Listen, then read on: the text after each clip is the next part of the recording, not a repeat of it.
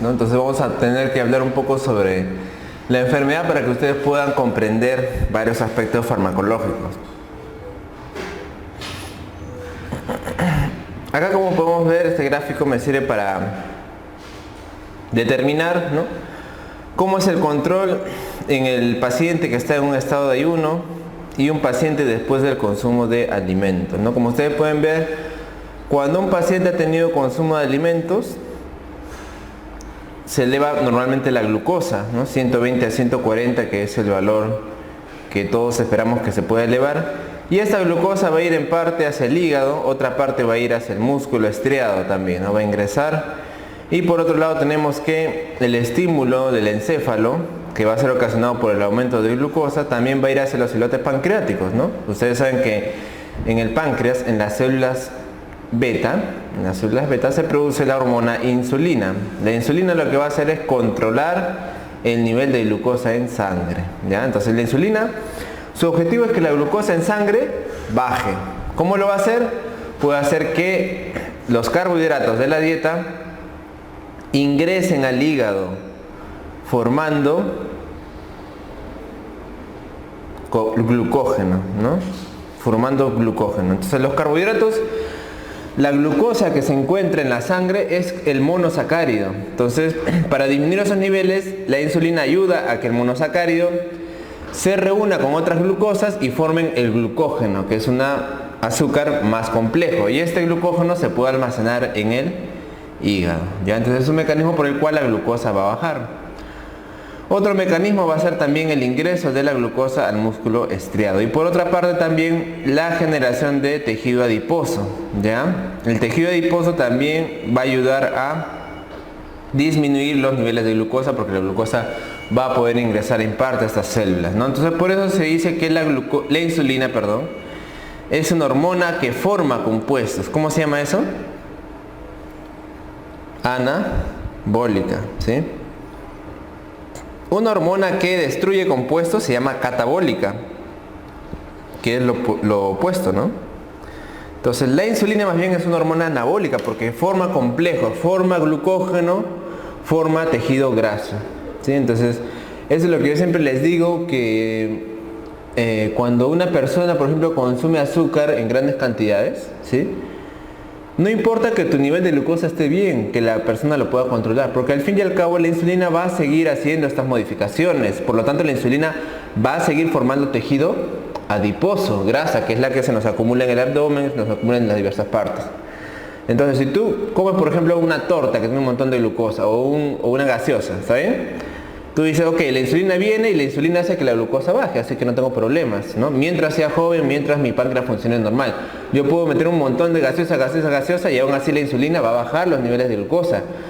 Pero lo va a hacer a un costo, y ese costo, por ejemplo, es creación de tejido adiposo. Entonces, por eso siempre, no importa que si nuestra glucosa está bien, aún así la insulina no va a dejar de formar grasa. Por eso es importante que si nosotros controlamos más bien la necesidad que tenemos de insulina, vamos a tener un mejor peso y una mejor salud, ¿no? Por esos motivos. Muy bien, y en el estado, como ustedes pueden ver, de ayuno, en el estado de ayuno, o sea, la persona que está sin comer, la glucosa va a estar en niveles bajísimos, por ejemplo, menos de 100, ¿sí? Más bien ahí va a pasar todo lo contrario, ¿no? Como ustedes pueden ver, se va a dejar de formar tejido adiposo. Esa es la razón por la cual obviamente la persona, aparte que no come, es que baja el nivel de tejido adiposo, ¿verdad? Recontra delgada. La insulina va a disminuir el ingreso de la glucosa al músculo, ¿sí? Porque como no hay glucosa en sangre, entonces va a entrar menos glucosa. Y además, obviamente, se va a formar menos cantidad de glucagón, ¿no? Y menos cantidad de glucagón, que es la hormona, esa hormona es la hormona que se produce en las células alfa del páncreas. Se van a generar más cantidades más bien de glucagón para subir la glucosa, ¿ya? Y obviamente la parte del glucógeno que se está en el hígado va a tratar de degradarse para construirse en glucosa. Este proceso se llama glucogenólisis. ¿Ya? La glucogenólisis es cuando el glucógeno que está formado en el hígado va a desintegrarse ¿en qué, doctor? En glucosa, ¿sí? Entonces, fácil. Una persona que está en ayuno, ¿qué hace primero? primero utiliza la glucosa que está en sangre, ¿sí? Una persona que está en ayuno deja de comer la glucosa que está en sangre. Una vez que se ha gastado la glucosa en la sangre, ¿qué va a pasar? Vamos a recurrir a las reservas. En el hígado hay gran cantidad de glucógeno que va a ser degradado a glucosa, se llama la glucogenólisis, ¿ya? Entonces nuestras reservas la vamos gastando. Si seguimos sin comer, vamos a entonces generar glucosa a partir de compuestos diferentes, como proteínas. Eso se llama gluconeogénesis. Formación de glucosa a partir de otros compuestos como proteínas. Entonces, este proceso que se da en el ayuno se da en una persona que deja de comer. Utiliza la glucosa que está en la sangre, utiliza la reserva del hígado y finalmente vamos a degradar nuestras proteínas para transformarlas en glucosa. Obviamente esto de acá va a ocasionar todavía mayor pérdida de peso. Imagínate que vas a utilizar las proteínas del músculo, las proteínas que se encuentran en el cuerpo, para transformarlas en glucosa. Entonces, de esta manera fácil ustedes pueden recordar las funciones de la insulina. ¿Qué hace la insulina? Disminuye el proceso de glucogenólisis, aumenta más bien la formación de glucógeno y disminuye el proceso de gluconeogénesis. ¿Qué hace el glucagón? El glucagón, que es la hormona producida por las células alfa, todo lo contrario, favorece la gluconeogénesis y favorece la glucogenólisis. Ya, esos son los pasos que nosotros tenemos que ver en las hormonas que controlan el nivel de glucosa.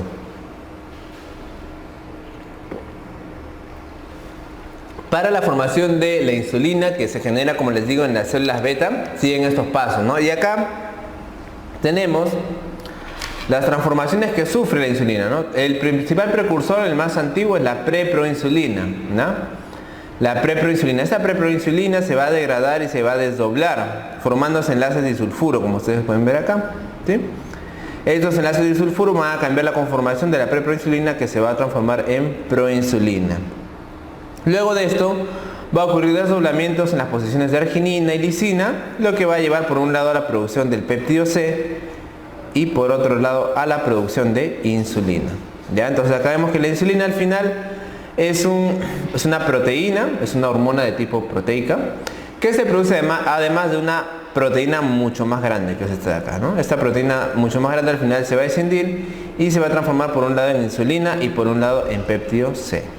El péptido C es un elemento que más o menos nos puede servir, porque para saber si un paciente está produciendo insulina en cantidad, que se llama hiperinsulinismo, podemos hacerlo midiendo el péptido C en sangre, ¿no? O sea, es un examen que tú lo puedes pedir así como pides hemograma o glucosa o sodio, puedes pedir en sangre péptido C, ¿no? Y esa cantidad, si está elevada, pues quiere decir que la insulina se está sintetizando más, ¿no? Que el problema es el aumento de la síntesis de insulina. Es un medio también de saber qué tanta insulina se está produciendo. ¿Ya? ¿Cómo actúa la, digamos, generación de insulina? O sea, ¿cómo el cuerpo se da cuenta de que debe generar insulina? Ahí tenemos un gráfico, ¿no? ¿Qué sucede primero? La glucosa que está en sangre va a ser la que va a decirle a la célula beta que produzca. Este de acá es la célula beta. Acá está la célula beta de los islotes de Langerhans del páncreas. Existe en la célula beta un receptor llamado GLUT, que generalmente es GLUT1. Ese GLUT1 va a recibir a la glucosa. Entonces, la glucosa en sangre, cuando la glucosa aumenta mucho, demasiada glucosa, se une al receptor GLUT1 y ese GLUT1 dice, ah no, la glucosa está muy alta, va a ocurrir un proceso de fosforilación por una glucosinasa y eso de acá va a aumentar el ATP cíclico, ¿no? El ATP, el adenosín trifosfato. Este ATP le va a decir a este receptor, que es un receptor de conductos de potasio, que aumente el transporte o que disminuya el transporte. En este caso, que es un paciente que tiene mucha glucosa, le va a decir que ingrese el potasio, ¿sí? Y una vez que ingrese el potasio, ¿qué va a suceder? La membrana se va a repolarizar, ¿no? Hiperpolarizar y va a estar en reposo. ¿No? Cuando esto de acá sucede, entonces puede haber un proceso que se llama en este caso, perdón, va a haber una disminución del ingreso, va a haber una disminución del ingreso del potasio y esta disminución del ingreso de potasio va a causar una despolarización, ¿sí?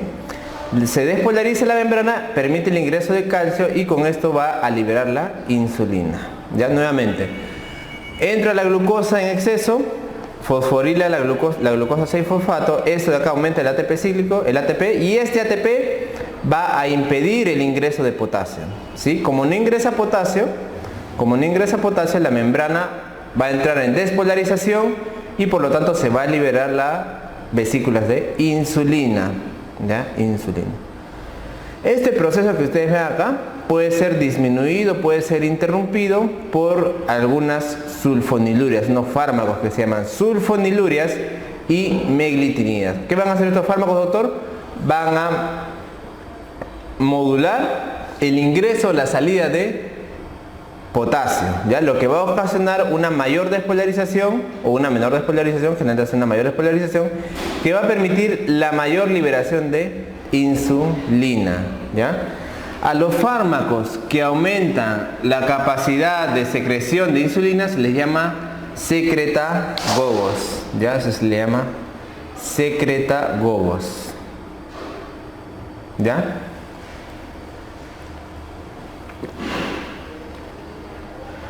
Muy bien. Ahora, doctor, ¿cómo hago para diagnosticar diabetes? Obviamente quiero saber cuándo voy a utilizar estos fármacos, ¿no? Como la insulina, la metformina, la sulfoniluria. Estos son criterios clínicos que ustedes, como les digo, les van a enseñar más adelante en medicina interna y semiología. ¿Cómo hago el diagnóstico de diabetes? Un paciente que tenga síntomas de diabetes más glucosa en sangre mayor de 200, ¿ya? Obviamente debe ser una glucosa en sangre de manera aleatoria. Puede ser en ayunas, puede ser si la persona ha comido o puede ser después, ¿ya? Pero acompañado de síntomas de diabetes. ¿Cuáles son los síntomas de la diabetes? Las 3P, ¿sí? Actualmente le ponen 4, pero lo clásico es la poliuria, polidipsia, polifagia y pérdida de peso.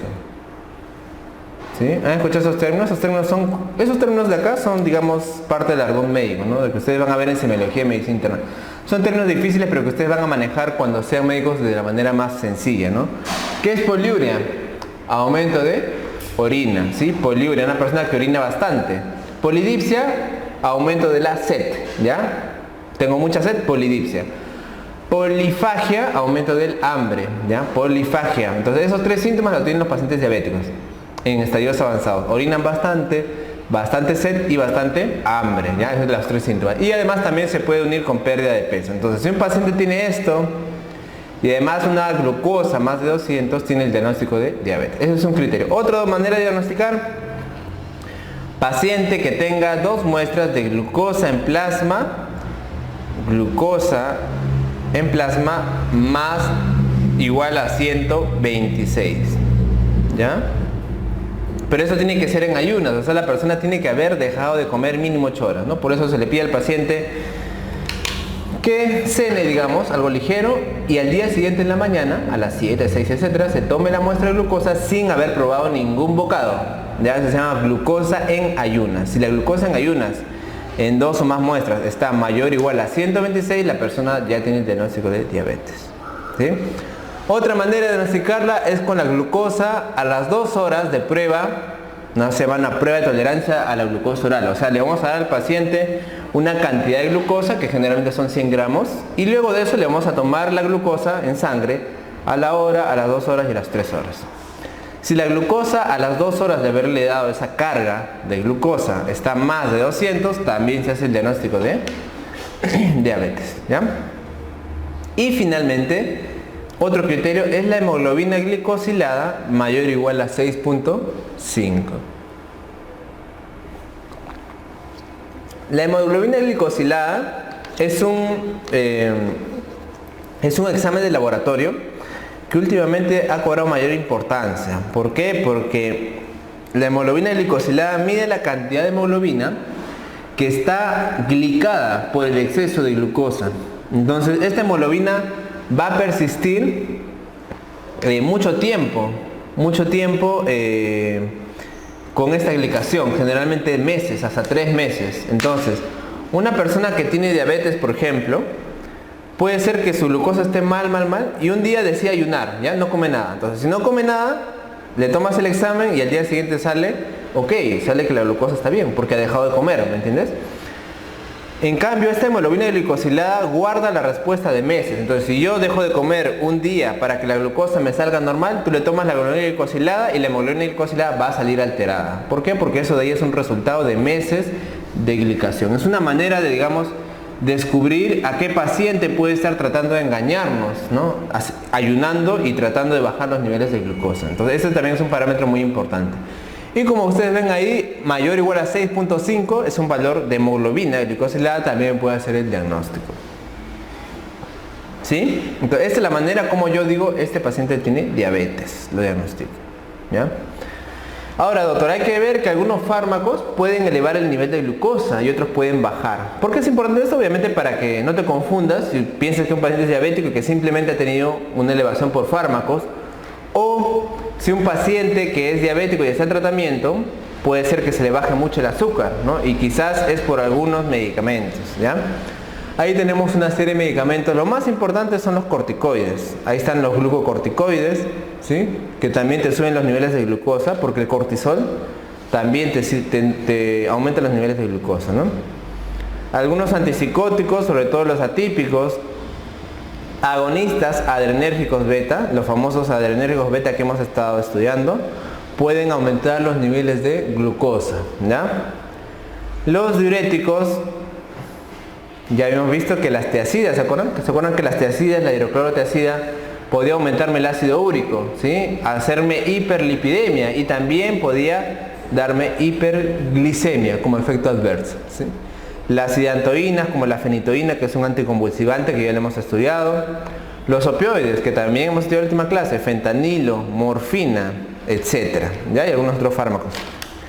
Hipoglicemia me puede dar los antagonistas adrenérgicos. Acá tenemos, ¿se acuerdan cuál es? Carvedilol, ¿no? Carvedilol, bisoprolol, esos de ahí, ¿no? Son los antagonistas beta que hemos estudiado. Esos de acá me pueden disminuir los niveles de glucosa. El alcohol, muy importante, ¿ya? El etanol me puede bajar los niveles de glucosa. Ya paciente alcohólico, que también casi siempre es un paciente desnutrido, así que la glucosa va a estar baja, ¿no? Los AINES, los inhibidores de la enzima convertidora de angiotensina. ¿Cuáles son estos? ¿Se acuerdan? Los inhibidores YECA, enalapril, ¿sí? Los antihipertensivos, captopril. Todos estos de acá me pueden bajar los niveles de glucosa. Ya. Entonces eso tengo que tener en cuenta a la hora que hago mi tratamiento y ver qué fármaco le puede estar alterando el nivel de glucosa. Entonces, para abordar un paciente con diabetes, tenemos que ver muchos aspectos. Control de la glucosa, eso se llama glucemia o glicemia, ¿sí? Glicemia, nivel de glucosa en sangre, emia de sangre, de hemo. Modificaciones en la dieta y en el estilo de vida, ejercicio y medicamentos. Entonces, lo más importante es que a este paciente le tenemos que cambiar la dieta. ¿Ya? Eso es algo básico que tiene que ir acompañado del tratamiento. ¿Ya? Y no sé si les dije alguna vez, pero el fármaco, los que vamos a estudiar ahorita, la insulina, etcétera, o sea, pueden ayudar a bajar los niveles de glucosa casi en cualquier nivel, por más alto que esté, ¿ya? Pero lo ideal obviamente es que el paciente tenga una dieta adecuada, baja en azúcar, para que el manejo sea más fácil, ¿sí? Yo tenía un paciente, no sé si les conté en la clase inicial, que era un paciente con alguna patología psiquiátrica, ¿ya? Y ese paciente tomaba Coca-Cola, no les exagero, una botella y media de 2 litros al día. Todos los días tomaba su Coca-Cola, ¿no? A pesar de que era diabético y se le había explicado que eso está mal.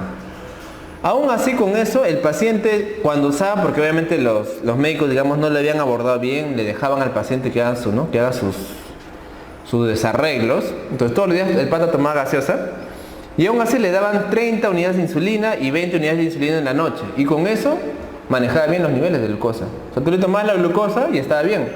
¿Por qué? Porque a pesar de que él tomaba un montón de gaseosa, igual le daban un bombazo de insulina y con eso le controlaban, ¿no? Entonces a la larga sí lo puede hacer. Pero el problema es que eso no es lo correcto, ¿no? Lo correcto es modificar la dieta. Entonces hay que decirle a este paciente, prohibido los jugos, prohibido las galletas, prohibido las tortas, etc. Y todo lo demás hay que bajarle el azúcar, ¿no? Entonces el paciente con eso va a mejorar bastante. Muchos pacientes nuestros que vienen al hospital, cuando están en el hospital no requieren tratamiento para la diabetes, o sea, su glucosa está bien. ¿Por qué, doctor? Porque en el hospital se le obliga a tener una dieta, ¿verdad? En cambio en la casa ellos comen lo que quieran, se compran su gaseosa, etc. En cambio en el hospital se le obliga, el paciente no puede comer otra cosa, y qué bien que controla la glucosa sin necesidad de usar fármacos, ¿ah? Entonces es importantísimo. El estilo de vida, obviamente hay que cambiar la vida sedentaria que tiene, que haga ejercicio, también le va a beneficiar, y también obviamente de la mano los medicamentos, ¿no? Los medicamentos que ahora vamos a ver. Además, la diabetes, como ustedes deben saber por fisiopato, la diabetes también puede generar muchas enfermedades asociadas, ¿no? Ahí tenemos la presión alta, la obesidad, la dislipidemia, y la diabetes es predisponente para sufrir de infarto de miocardio y infarto cerebral también. Entonces todo eso de ahí hay que tratarlo. Y finalmente, detección y tratamiento de las complicaciones de la diabetes. Complicaciones. Una de las cosas peores que tiene la diabetes son las complicaciones que tiene, ¿ya? O sea, la diabetes consiste en el aumento del nivel de glucosa, ¿ya? Pero eso de ahí puede hacer daño a nivel vascular y a nivel neurológico, ¿ya? Que se puede traducir en una retinopatía. El paciente puede quedarse ciego por la diabetes.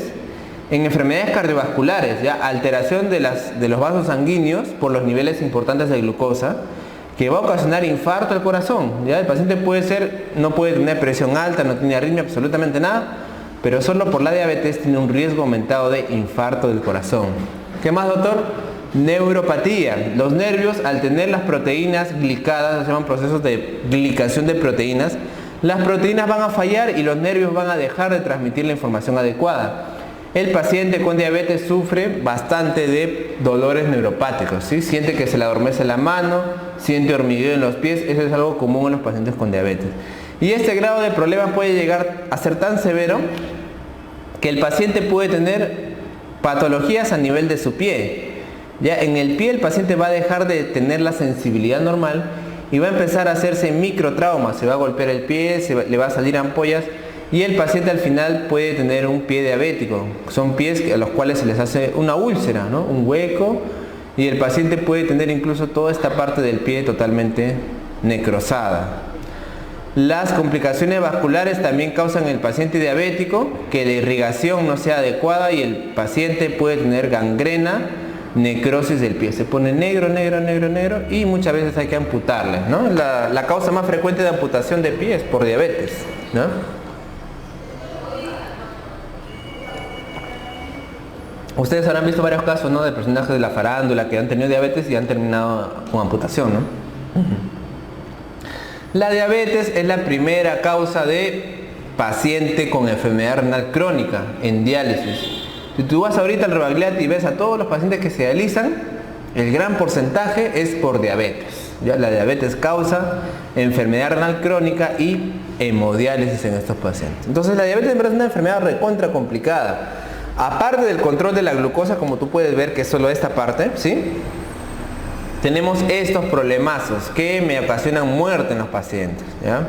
Esto de acá no lo vamos a ver, lo que vamos a ver nosotros es esta parte. Ahora, esta parte es fundamental porque todo esto de acá es consecuencia del mal control glucémico. Un paciente que tiene la glucosa alta todos los días va a tener más daño a nivel renal, más daño a nivel de la retina, más daño a nivel cardiovascular. Así que esta parte es la más importante. Acá está, ¿sí? Bien claro. Me dice, ¿cuáles son los objetivos del tratamiento de la diabetes? O sea, cuando yo veo que mi tratamiento para bajar la glucosa me está yendo bien. Entonces, el objetivo, como dice ahí, es la hemoglobina glicosilada, que hemos visto por acá, 6.5. El valor que nosotros debemos mantenerlo es menor de 7. Doctor, ¿por qué 7? Se ha visto que cuando los pacientes nosotros somos muy agresivos y tratamos de controlarle a menos, a 6.5 por ejemplo, nos podemos ir al otro lado, ¿ya? Y ocasionarle hipoglucemia. La hipoglicemia es una complicación potencialmente mortal. Entonces es, digamos, mucho más peligroso llevarlo a la hipoglicemia que el paciente tenga una hiperglicemia, digamos, moderada, ¿no? Otro, los niveles de glucosa preprandial. ¿Qué es preprandial? Antes de la comida, ¿ya? Prandiales de la comida. Glucosa preprandial es antes que el paciente tome su desayuno, esa es la glucosa preprandial. Antes de que el paciente tome su cena, esa es la glucosa preprandial, ¿no? La glucosa postprandial es la glucosa que se le toma al paciente después de que ha comido, ¿no? Ha desayunado, ok. Obviamente la glucosa postprandial va a ser más alta siempre que la preprandial, ¿no? Porque al comer el paciente consume glucosa y eleva la glucosa, ¿ya? Entonces, la glucosa preprandial debe estar entre niveles de 70 y 130 y la glucosa postprandial después de las comidas hasta máximo de 180. La presión arterial en estos pacientes idealmente tienen que manejarse menos de 130 con 80, ¿sí? A diferencia de los demás pacientes, ¿no? Con hipertensión que pueden estar en 140-90, ¿no? Estos de acá idealmente 130-80. Y además tenemos también que ver los niveles de lípidos. Idealmente los pacientes deben tener el LDL menos de 100, el HDL más de 40 y los triglicéridos menos de 150. Esos son los niveles que nosotros debemos tratar de llegar a los pacientes diabéticos.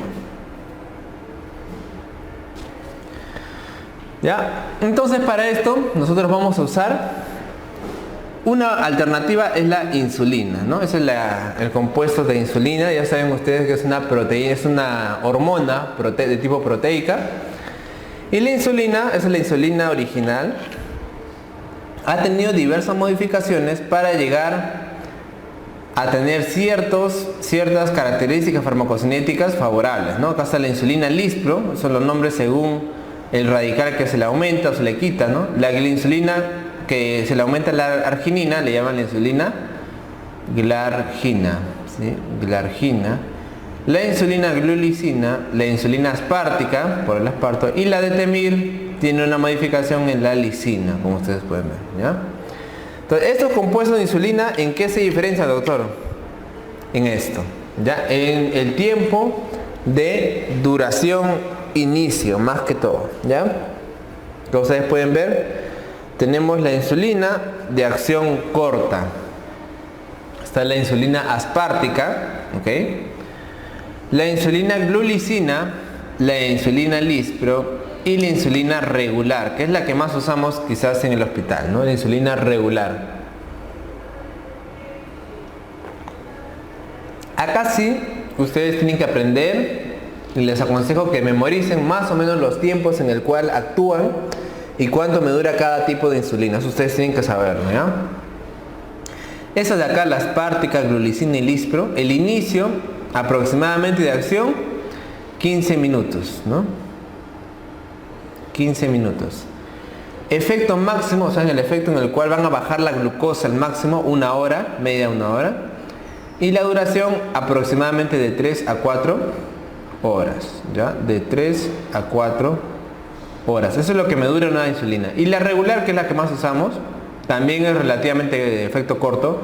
Inicia a la media hora o a la 1 hora.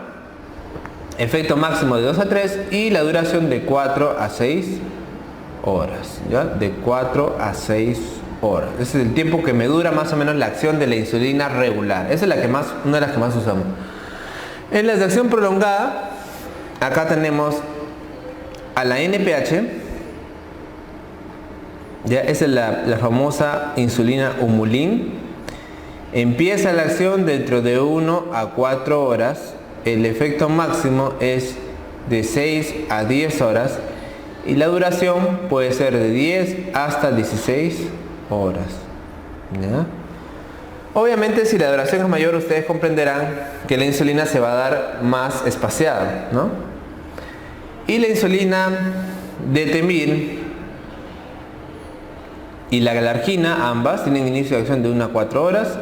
No tienen efecto máximo muy bien establecido. Ahora vamos a explicar por qué.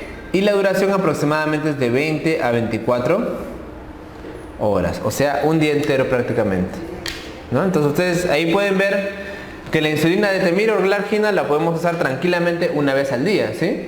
Una vez al día insulina y listo. Ya suficiente para todo el día. La insulina NPH Generalmente lo usamos cada 12 horas. Ustedes ven ahí que el tiempo es de 10 a 16 horas. La usamos casi siempre cada 12 horas, la insulina NPH. ¿Sí? Y más bien las otras insulinas la podemos usar cada 8 horas o cada 6 horas, dependiendo. Pregunta: ¿cómo se llamaba esa vía, digamos, de administración en la cual me permitía, ¿se acuerdan?, almacenar un fármaco y luego liberarlo lentamente? ¿Cuál era? La vía, muy bien, subcutánea. Entonces, esta es la vía, como les había dicho en esa clase, en la cual vamos a usar la insulina NPH, que es una de las que se almacena, y las demás, ¿ya? La insulina de acción rápida podemos usarla endovenosa, ¿ya? Aunque también puede usarse subcutánea, pero generalmente usamos endovenosa. La insulina NPH, que es la que se va a liberar en 12 horas todavía, esa de ahí siempre la ponemos subcutánea. Entonces la enfermera siempre le va a poner acá en el abdomen, debajo, ¿no? Vos hay una jeringa de insulina, la cargas, le das unas ampollas acá en la parte de la grasa, o en todo caso aquí en el hombro, ¿no? Que también hay un poco de grasa. Esa es la vía subcutánea, ¿ya?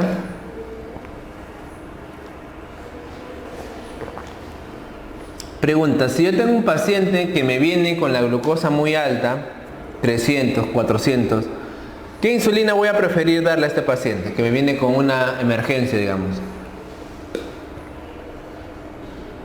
¿Cuál de todas le daríamos? ¿La glargina o la regular?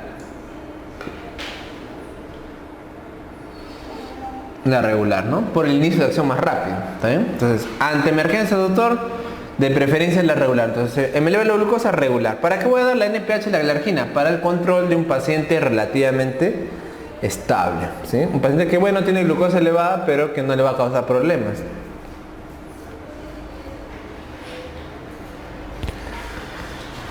Acá hay un ejemplo en el cual vemos más o menos los efectos de la insulina, ¿sí?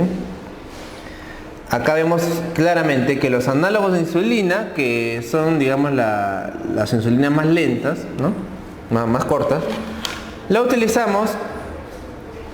Esta es la cena, el almuerzo y el desayuno, almuerzo y la cena. Esta es la cena. La insulina, que son de acción corta, como ustedes pueden ver, ¿no? Llega a un pico máximo, como les dijimos, en unas horas, y luego baja, ¿no? Hay que darle otra vez, sube su pico de acción de la insulina y luego baja, ¿no? En cambio acá tenemos a la insulina glargina. La glargina, como pueden ver, o la de Temir también, tiene un pico mucho más grande, ¿no? O sea, tiene una duración mucho más larga y sobre todo no me hace picos, ¿sí? Por eso que no hace efecto máximo, porque la glargina y la edatemir es una liberación prolongada y constante, ¿ya? No me hace picos. Estos picos son peligrosos, porque los picos quiere decir que en algún momento se libera una gran cantidad de insulina que pueden ocasionar tal vez un poco más de riesgo de hipoglicemia, ¿no? Entonces, lo mejor, la insulina ideal sería pues aquella que no tenga tantos picos, como ahí vemos en el caso de la glargina, y que su duración sea mucho más larga, ¿no? Similar, esa es la insulina regular, la que está en punteado, y la azul es la NPH, ¿no? Como podemos ver, la NPH me dura aproximadamente 12 horas, ¿no? Inicio, eleva, llega a un pico y luego va bajando. Entonces debo iniciar otra vez en la noche, antes de acostarse, o en la tarde.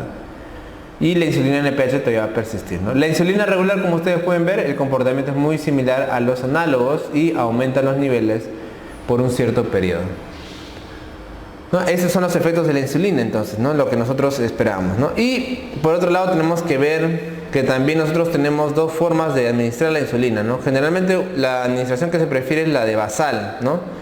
Basal bolo, que quiere decir que nosotros le vamos a dar una cantidad exacta de insulina que le va a servir para todo el día, ¿ya? Para todo el día. Por ejemplo, le vamos a dar 20 unidades de glargina. Entonces estas 20 van a estar de manera constante todo el día. Y aparte podemos darle quizás algunas dosis de insulina rápida. Eso se llama dosis bolo, ¿no? Por eso se llama dosis basal bolo. Basal es la insulina que le vas a dar una cantidad para todo el día, que puede ser NPH, detemir o glargina. Y la dosis bolo es lo que le vas a dar en pequeños bolitos de insulina rápida para obtener una respuesta adecuada, ya sobre todo cerca al almuerzo. Muy bien. Ya con esto, o sea, acá acabamos más o menos lo que es el manejo de la insulina en pacientes estables, ¿ya? Ahora, ¿cómo hacemos esto normalmente en el hospital?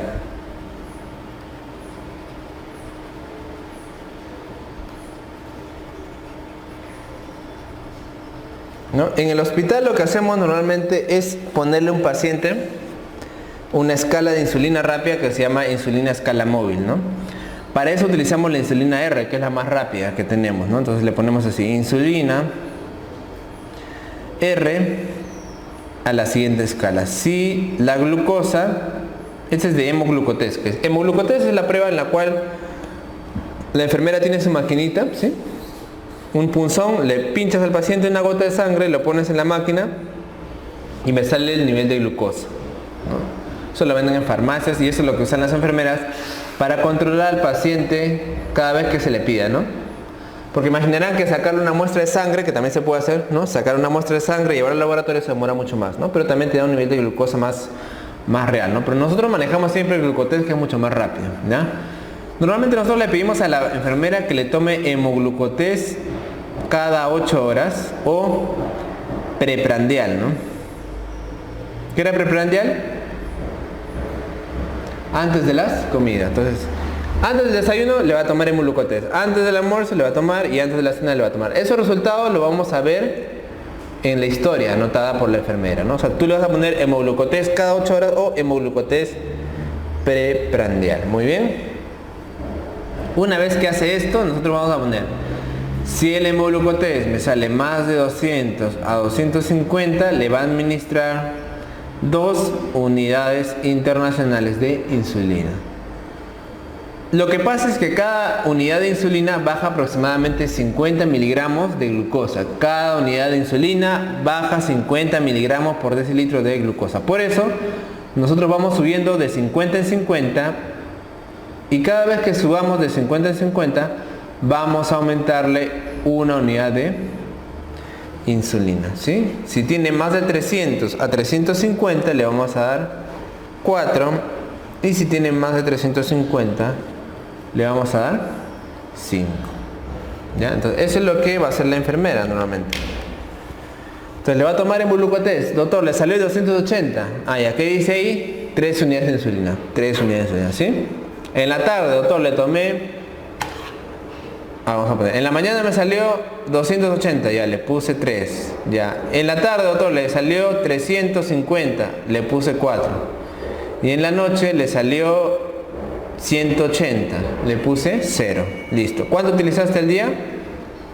7. Entonces, esa es la cantidad que aproximadamente tú le puedes poner al paciente dividiéndolo la mitad en la mañana o la mitad en la noche, ¿ya? Entonces puedes ponerle, por ejemplo, 5 unidades en la mañana y 2 unidades en la noche. ¿De qué, doctor? De insulina NPH. ¿Sí? Entonces la insulina rápida me sirve para titular más o menos la cantidad que el paciente ha requerido en un día. Luego de eso nosotros le vamos a administrar la dosis, pero con insulina NPH que le va a durar 12 horas. Ya, eso más o menos es lo que hacemos en los hospitales, ¿no? Otra manera de hacerlo es también marcando un aproximado de insulina NPH que se le puede dar al paciente, ¿no? Generalmente se dice que puede ser de 0.2 a 0.4 por kilogramo de peso, ¿no? O sea, un paciente que tiene, por ejemplo, 60 kilos, ¿cuánto le corresponderá? Le corresponderá 12 a 24 unidades de insulina al día.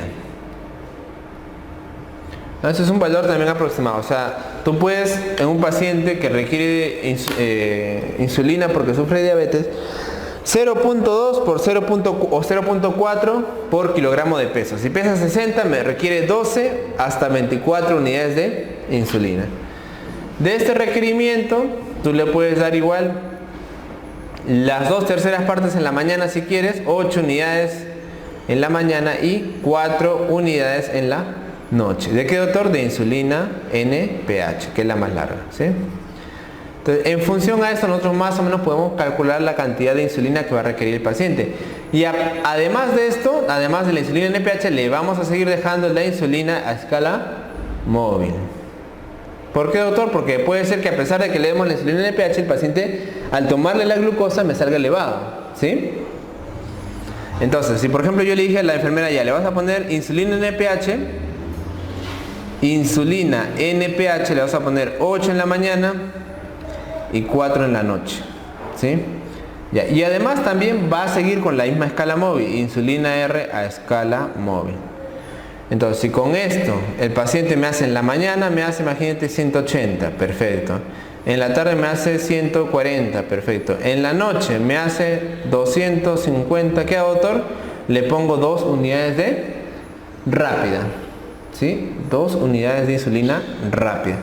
Y así, si yo voy viendo que en mis días el paciente requiere más insulina, ¿qué hago? Esto de acá le voy a sumar a la insulina NPH. Si el paciente con la dosis que le estoy dando no me controla la glucosa, le puedo aumentar al día siguiente o a los 2 días insulina NPH, ya no le dejo 8, sino le dejo, por ejemplo, 10. Ya no le dejo 4, sino le puedo dejar, por ejemplo, 5. Y así, ¿ya? Esa es la manera más o menos que se hace el control de la diabetes en un paciente hospitalizado, ¿ya? Si con eso no me controla, le puedo ir aumentando cada 2 días la dosis de insulina para ver si con eso ya me controla. Ya con esto, imagínate que me sale con la dosis de 10,5. Me salió en la mañana, por ejemplo, hemoglucotés en la mañana 80, en la tarde me salió 110 y en la noche me salió 120. ¿Qué quiere decir? Este paciente ya está bien con esa dosis, ¿sí?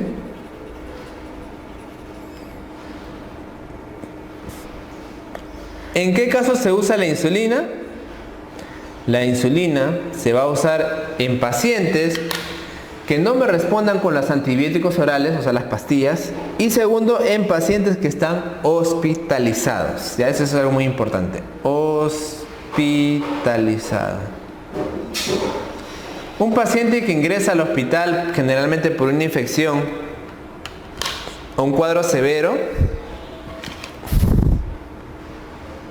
tiene que recibir insulina. Doctor, ¿y si estaba tomando metformina o estaba tomando glibenclamida, que son estos fármacos que tomamos por la boca para la diabetes? Lo suspendemos. ¿Por qué, doctor? Porque la insulina es un fármaco que te permite regular la dosis rápidamente en un paciente que está hospitalizado. El paciente hospitalizado se supone que está con una sepsis, con una pancreatitis, con algo. Entonces esa enfermedad le va a hacer que no controle bien la glucosa. Entonces la pastilla no le va a hacer bien. Tiene que ir a insulina porque la insulina es fácil de controlar. Si con la insulina me estoy pasando de dosis, le corrijo.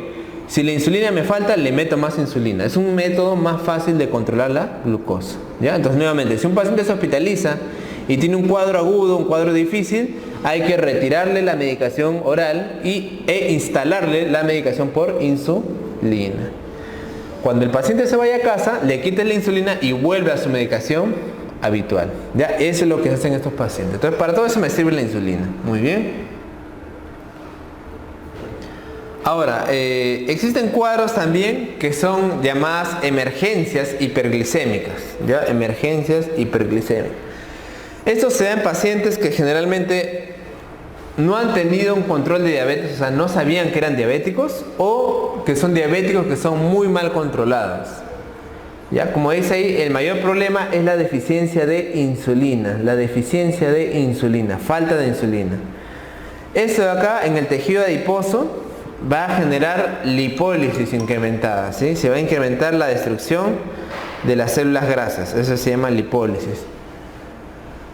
Va a empezar a producirse más glucosa y disminuir, obviamente, la captura, el ingreso de la glucosa, ¿a dónde? A las células, ¿sí? Puede dar hiperglicemia, los niveles de glucosa reactivos, glucosuria, que quiere decir que por la orina vamos a orinar glucosa, y esto de acá obviamente va a jalar agua, eso se llama diuresis osmótica, ¿ya? Diuresis osmótica. Esto va a ocasionar que el paciente pierda líquidos y se deshidrate, ¿ya? Muy bien. La disminución de la tasa de filtración glomerular nos puede causar también hiperosmolaridad, ¿ya? Aumento de la osmolaridad, y producción de ácido láctico. Si esto se hace, el paciente está recontra deshidratado, puede causarle un estado hiperosmolar, ese es el nombre, estado hiperosmolar. Si el paciente en cambio aumenta la destrucción del tejido adiposo, va a empezar a aumentar los ácidos grasos y esto de acá va a generar los llamados cuerpos cetónicos, ¿sí? No sé si esto han estudiado tal vez en bioquímica, cuando les han explicado la degradación de los lípidos, ocasiona la creación de los cuerpos cetónicos, ¿no? Los cuerpos cetónicos van a generar aumento de, ¿no?, cetonemia y cetonuria, y estos de aquí van a ocasionar la diabetes cetoacidótica, se llama, cetoacidosis diabética. Son dos cuadros que son emergencias hiperglicémicas, ¿ya? Un paciente que tiene cetoacidosis por diabetes va a presentar generalmente náuseas, son los signos, ¿no? Va a presentar náuseas, vómitos, polidipsia, poliuria y polifagia, que ya sabemos qué significa, debilidad generalizada, baja de peso, baja de apetito, anorexia, dolor en el abdomen y trastornos visuales, ¿ya? Mayormente son náuseas, vómitos, poliuria, polidipsia, dolor abdominal y disturbios visuales. Además puede haber aumento de la frecuencia cardíaca, taquicardia, baja de la presión arterial, deshidratación que no se le resulta tan severa, respiración de Kussmaul, que es cuando el paciente respira de una manera recontra agitada, ¿sí? Una manera muy agitada, compromiso de conciencia y puede tener aliento a frutas, ¿no? Aliento a cetonas, aliento a frutas. Muy bien.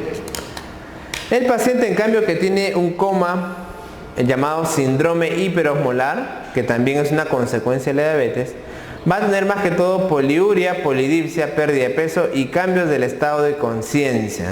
¿Qué más, doctor?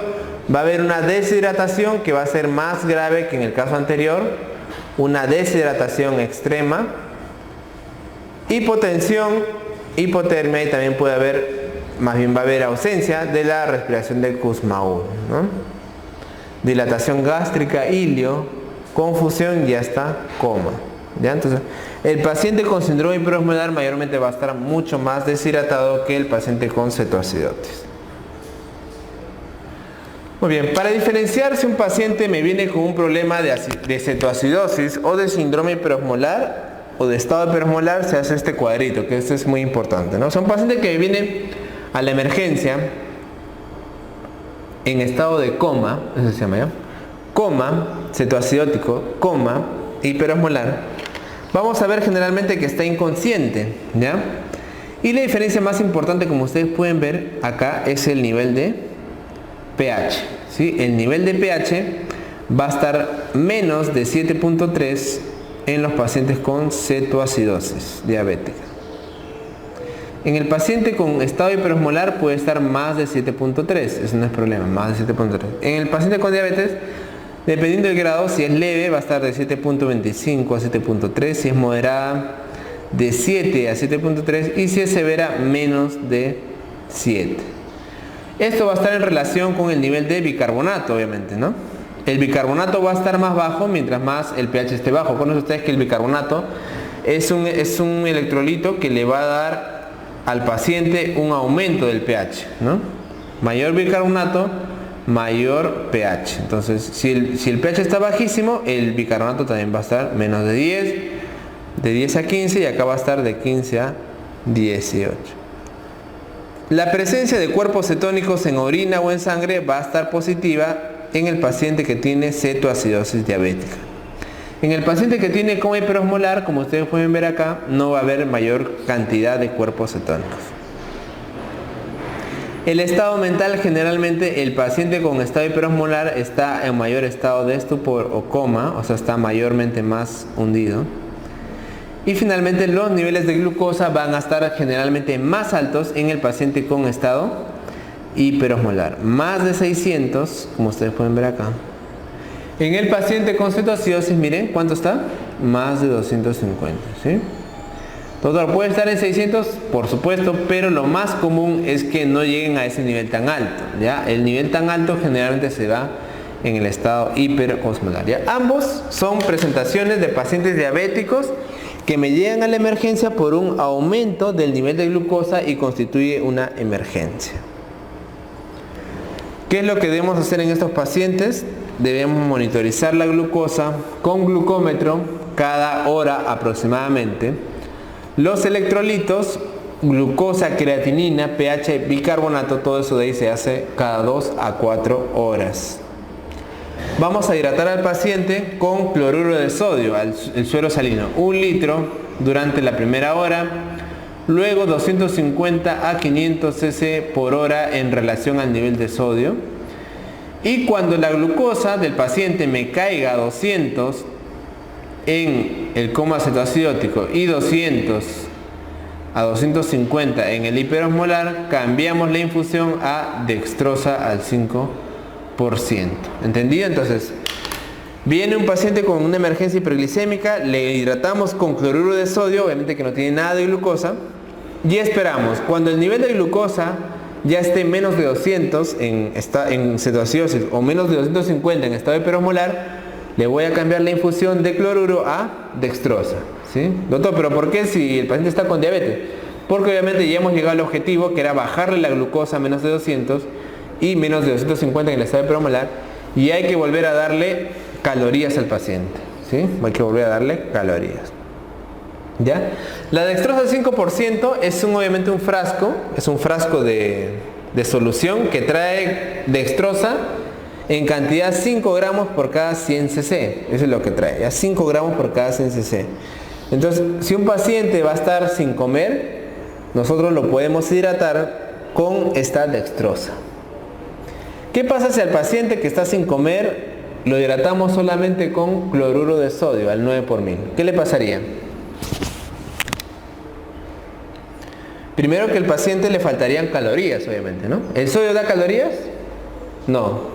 ¿Sí? Pues cloruro de sodio tiene agua y sodio. ¿El sodio da calorías? No. ¿El agua? Tampoco. ¿Qué da calorías? Los azúcares, proteínas y lípidos. Azúcares, proteínas y lípidos. Si yo tomo solamente agua toda mi vida, ¿qué pasa? Me muero, obviamente, ¿no? Si tomo agua nomás, agua, me faltan calorías. Entonces necesito darle calorías a este paciente. Segundo, si el paciente no recibe glucosa, absolutamente nada, ¿qué le va a pasar? Le va a dar una hipoglicemia y puede morir, ¿no? Entonces por eso, si un paciente está sin comer, está sin probar bocado, sin probar papas, sin probar glúcidos, tenemos que hidratarlo con dextrosa, ¿no? Por eso esto es lo que nosotros solemos hacer, ¿no? Y a la dextrosa le agregamos cloruro de sodio y un poco de potasio, ¿ya?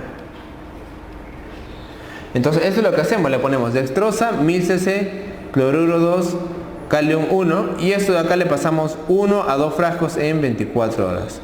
Con 2 frascos, ¿cuántos litros debería estar recibiendo?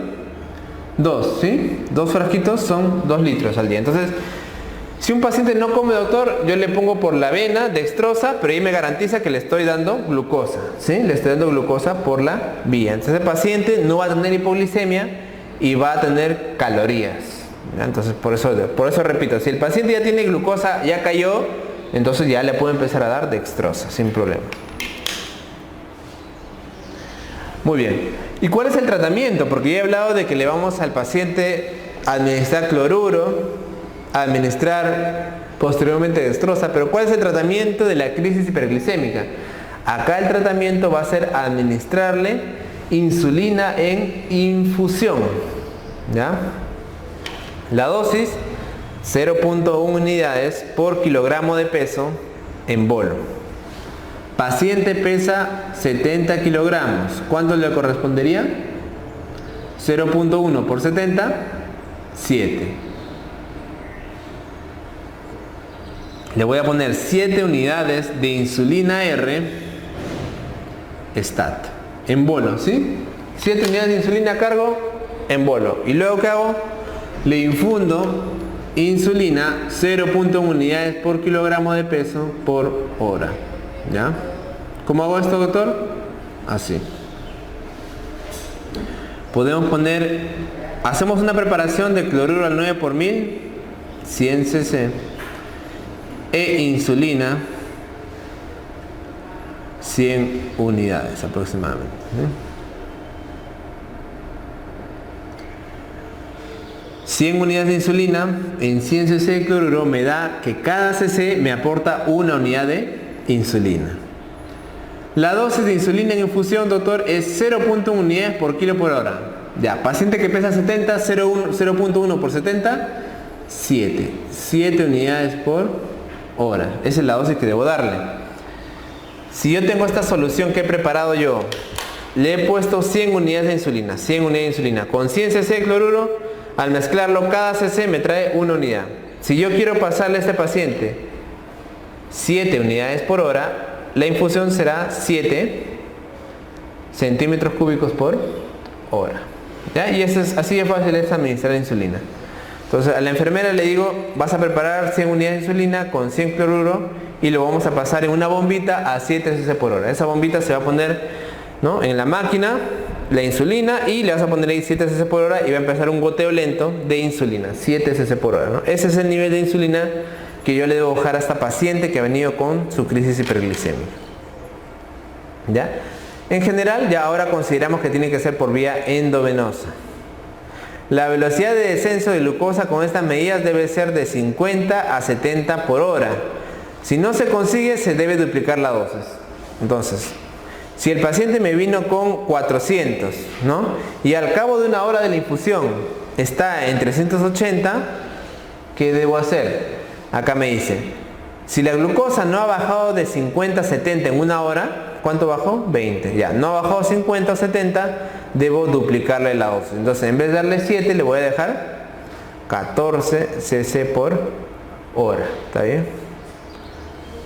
Cuando la glucosa disminuye a niveles descritos, se debe disminuir la dosis a 0.05 unidades por kilogramo hasta los criterios de resolución. Eso quiere decir que si la glucosa ya bajó a menos de 200, ya le puedo empezar la infusión a bajar. En vez de 7, le voy a dejar la mitad, 3 más o menos cc por hora. Ya, eso es lo que nosotros vamos a hacer. ¿Ya? Entonces, de esa manera nosotros tratamos las emergencias hiperglicémicas. Tratamiento de emergencia hiperglicémica, insulina endovenosa. Ya, insulina rápida endovenosa, en infusión. Estos de acá son los criterios de resolución de la cetoacidosis, ¿no? Obviamente, si el pH aumenta más de 7.3, ya cantamos victoria que hemos superado la cetoacidosis. O cuando el paciente recupera el nivel de conciencia, en el caso del estado hiperosmolar, ¿no? Cuando se alcanzan estos criterios, se debe continuar de 1 a 2 horas la infusión de insulina y luego de haber administrado la dosis subcutánea respectiva. ¿Ya? Muy bien. Eso es lo mismo.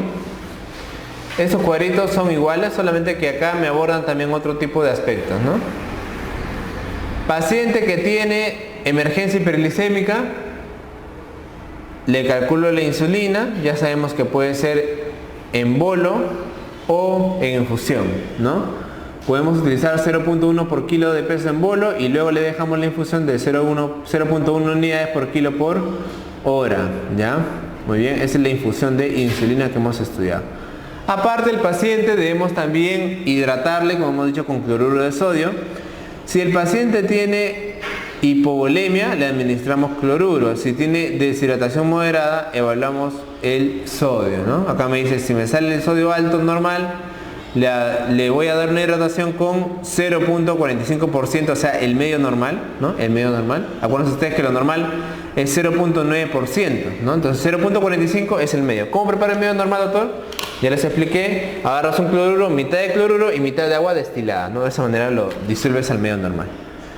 Muy bien, esa es la hidratación. Por otro lado, doctor, el bicarbonato. Si el bicarbonato está el pH está menos de 6.9, le puedes administrar bicarbonato al paciente. Y el potasio debemos ver, si el potasio está menor de 3.3, le conservamos la insulina y le podemos dar potasio en retos. Si el paciente no tiene un potasio de este nivel tan alto, podemos chequear el potasio cada 2 horas aproximadamente, ¿sí? Entonces, como se dan cuenta, el manejo de estos pacientes con emergencias hiperglicémicas es muy riguroso, ¿no? Tenemos que estar tomándole controles ya cada hora o cada 2 horas para ver cómo va el nivel de glucosa, cómo va el nivel de cloruro, cómo va el nivel de potasio y cómo va el nivel de el pH. ¿Ya? Entonces, este paciente tiene que ir a una unidad de UCI a estar ahí con su infusión de insulina y cada rato controlarle las variables. Es un paciente relativamente de mortalidad alta.